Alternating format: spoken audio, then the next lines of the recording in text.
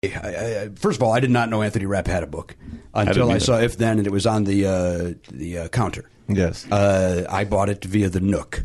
Yes. And read it in 4 days. It's a great read. Thank you. It's basically about your mother passing away and you dealing with that. At the same time, rent is starting. Yes. And you're making maybe 4 of the worst decisions relationship-wise in your entire life. Yes. All of that's true. Right? Yes. It's great. Thank you. I mean, it's really well written, and it really is. It's a great story. Thank you. And I think that you should write a second one if you're not already thinking about it. It's so hard. But that's already 10 years old, that book. Oh, I know, but I don't have the things happening the way that all happened. You know what I mean? Like, that was so specific and life-changing, and the rest is kind of like not as life-changing. Let me ask you a couple questions. Mm-hmm. Because I'm scared. Don't be scared.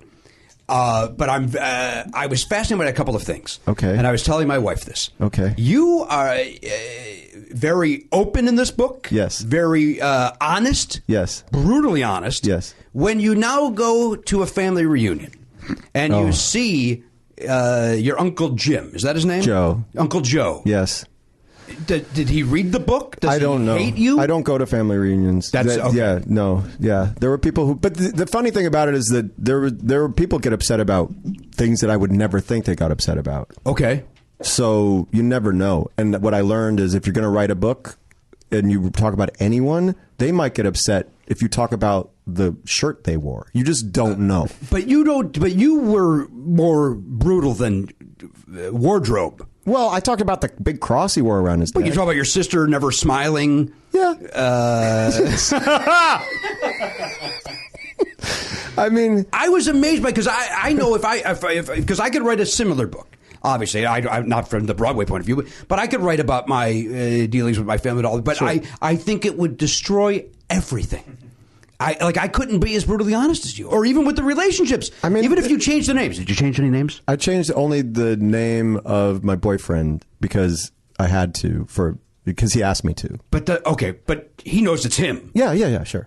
And you're not. He read it. He read it. He asked if he could read it before it was published, and he read it. And this is Todd, the character of Todd. Yeah, that's not his real name. Okay. Because you're not nice to that guy either. No, but he wasn't nice to me. I wasn't nice to myself in the book. I mean, I feel you're like, right. You're not. So, I didn't put anything in there that's not true, and I tried to always make sure that there was some context for it. There was a reason for it being there because it had some relationship to something else. There's stuff I didn't talk about my family that I could have. Book 2. So, I mean, but anything that I wrote about my mom's extended family was to give some context to her. I see. And the kind of mother she was, because she came from a rough home life, and she did not treat us that way. So if I just talked about her being this nice lady, it wouldn't have the same kind of impact if you didn't know where she had come from. Right. So that's why I had that stuff.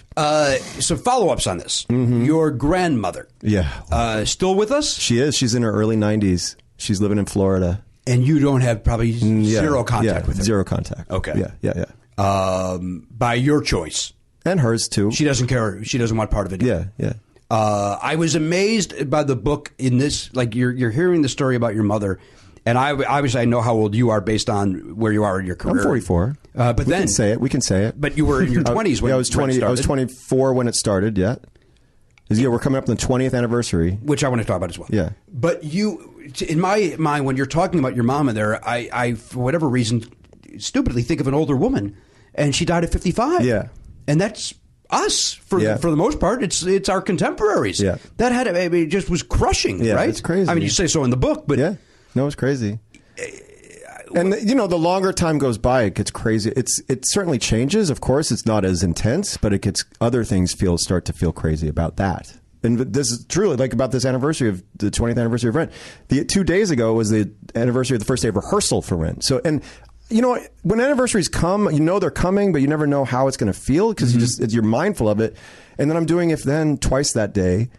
And Tom Kitt and Brian Yorkie, who wrote If Then, were so impacted by Jonathan's work in Rent that's part of the main reason they're writing the shows they're writing.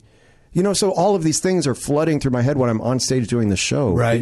Which is also a show about the coincidences that happen in life and the ripple effects of choices people make. So It's just like it just gets weird to get older in some ways. It just does. Oh, I don't disagree with that. Yeah. So I didn't know we were going to get all philosophical. I read your book. You screwed up by putting that book on a counter, and but it's a great book if you care about relationships. What's the title of the book?